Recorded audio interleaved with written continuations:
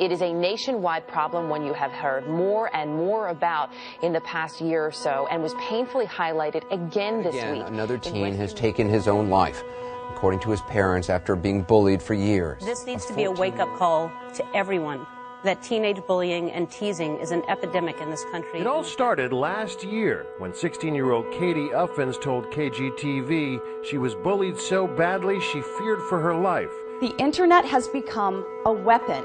Our schools have become a battleground. And this is something that if it's going to change, we all have to get involved.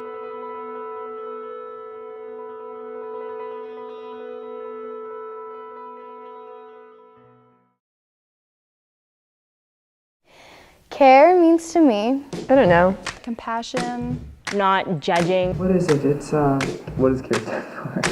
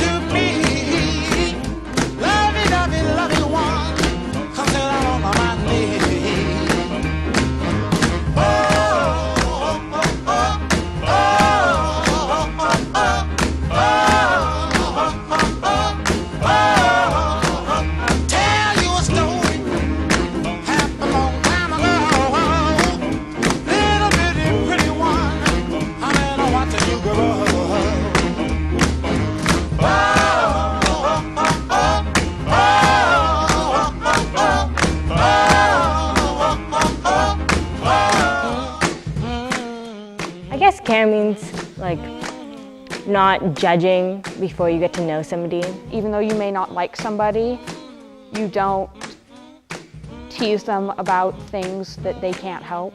It's all about acceptance. everyone should be treated equal no matter who they are or what they look like. To reach out to other people. Doesn't even have to be a big notion, just could be, you know, helping your family with the dishes.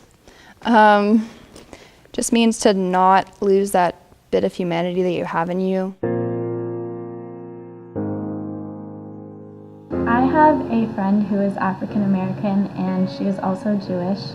And one day she awoke to like a loud sound outside her house, so her and her family went outside to check it out, and they found a smashed bottle on their driveway along with a swastika painted on their car. And I just remember my friend being like very upset and just very hurt by this, as she was just like, she just couldn't even believe that things like that still happen in our world today.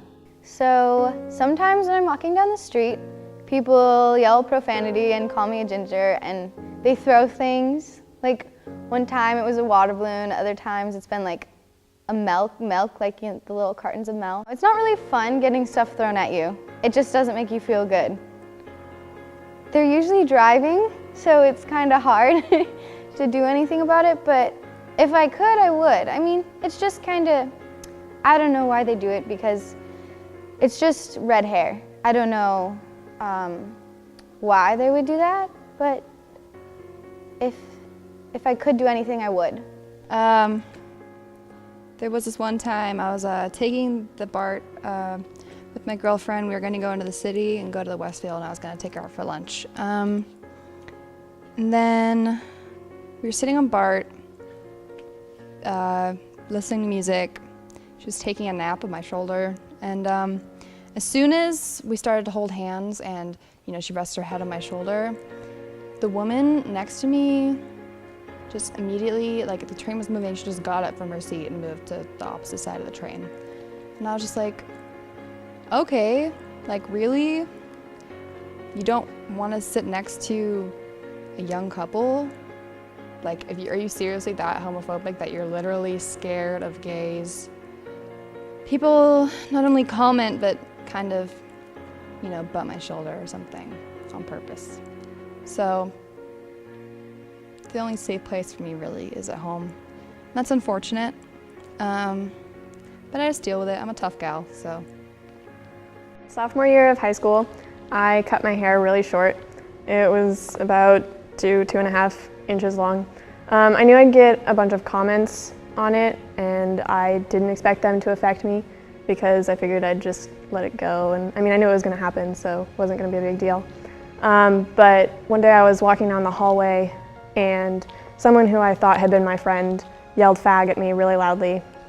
And like I said, I thought it wouldn't hurt, but coming from a friend, it was completely different, and I just didn't expect it, and it did hurt a lot.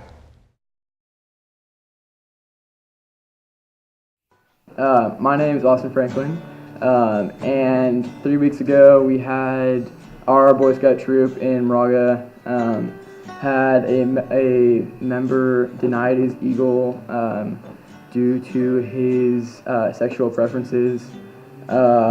He ended up going to the media with the problem. Oh my gosh, this is such an honor. I've been looking up to you for so long. Oh, well, thanks.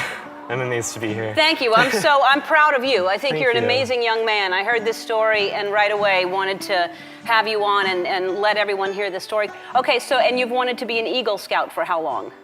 As long as I can remember, actually. It's been pretty much a lifelong dream for me. A goal. Yeah. And do you have to go through a whole lot of different things to become an Eagle? It's the final award, right? Yeah, throughout all of Boy Scouts, we do a bunch of merit badges, 21 in total, and then after that there's a big leadership service project. And what did you do for that? I actually made a tolerance wall. I've been through a lot of bullying in my life, so I went to my middle school and I created a wall of 288 tiles, and I told all of the students that we're making a wall to combat bullying and show that we love everyone. Good. And so, at a middle school you went and did that. Yes. Good for you. It was Good so hard for for you. me. You were bullied even when you were a Boy Scout. You were bullied, and and people knew you were gay. Did your Scoutmaster know you were gay? Yeah, he's known for quite a while now. Okay, so everyone knew you were gay, Yep. and you're going along, and did you think you were going to be able to get this award? I did. He told me I would, so I believed him. Okay, and since then, and really this is the only reason you're not getting, they know you've completed everything, you've done everything you're supposed to do, but they're saying they won't give it to you. Yep, it's just because I'm gay. I had, along with 3 other senior scouts, made a letter to, we wrote it to Boy Scouts of America, and the basic idea of the letter was that that a scout shouldn't be judged by their sexual preferences, and that they should be judged more about how they live their life according to the scouting principles, and it shouldn't be affected by what they do outside of scouting. So we wrote the letter to the Boy Scouts of America, and then they responded basically that they're looking into the issue, obviously, because it's gotten so much national attention. So when I was in 8th grade, I was at school, and there was a kid who was in the special ed class. Suddenly, out of nowhere, kids just started shouting mean names at him. And nobody was really doing anything about it, and they were just laughing at him. So I got in front of him, because he looked really upset. I got in front of him and looked at all of them and said, "Hey, don't do that." I went over to him and I asked him if he wanted to eat lunch with me. How would you like it if you had what he had and somebody made fun of you? And it turned out he was really, really nice, and then it was just, I felt better because I think that it's good to have a friend, and it was just sad to see somebody so hurt. The bullying for him started to stop.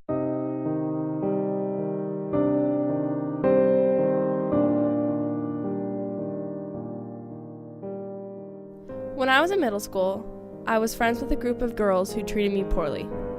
They would literally run away from me, call me names, and tease me to my face. But I didn't care. They were cool, and by association, so was I. One day, I told the leader of the group that I had a huge crush on the guy I sat across from in English. She seemed so excited, helping me plan ways to talk to him or get his attention.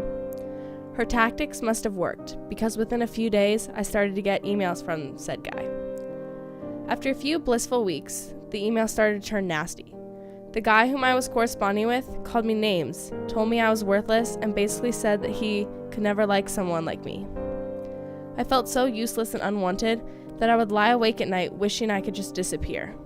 I moved on, but I couldn't help the lingering question in my mind, am I that unlikable? I got to high school and I made new friends who accept and appreciate me, just the way I am. A few weeks into freshman year, one of my friends from middle school approached me. She said that herself and the rest of the group of mean girls had set up the email account of the guy I liked. I was in shock. How could anyone be that mean? Once the initial shock wore off, I felt completely and utterly humiliated. They saw everything I said to the boy that I liked. They read all of my most personal feelings and laughed at the whole situation as if it was some kind of hilarious joke. It was not. I have a very interesting legacy.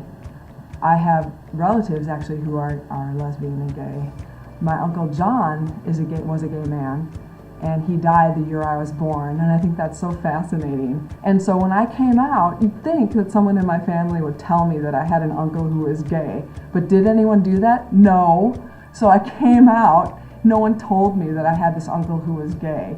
He was a soldier in World War II. He was awarded the Bronze Star for Valor. I never really understood why gay and lesbian people were not allowed to serve. And here I have an uncle who was awarded the Bronze Star for Valor. So at Acalanes we have a Gay Straight Alliance, which is a club that meets Tuesdays at lunch in room 424, which is Mr. Honda's room. And in our club we work to promote equality and acceptance for everyone, but especially people who are lesbian, gay, bisexual, transgender, queer, or questioning. So what we do in our club is we have meetings every week, and during those meetings we talk about current events that relate to the LGBTQ community, and we also have discussions about things like coming out and issues that may come up as being part of the LGBTQ community. And we also hold events throughout the year, like our annual Freedom to Marry Day. We participate in the Day of Silence, which is a national event, and we also hold events for Coming Out Day. And one of our most important things is peer education workshops, which we do with freshman English classes every year in the winter, right after finals. And we do these workshops to promote acceptance and equality throughout the school. What I would like every student on this campus to know is that every teacher is available to you if you are being bullied or harassed or feel like you need to talk. So I want everyone to know that. I think part of the whole equality thing isn't just giving gays rights, it's letting them live. 1, 2.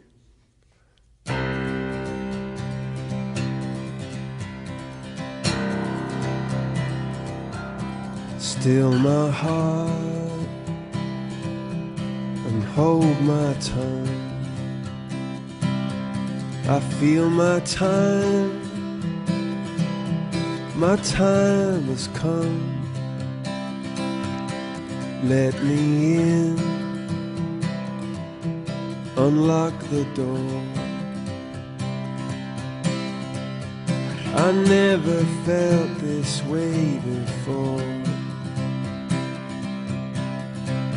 and the wheels just keep on turning. The drummer begins to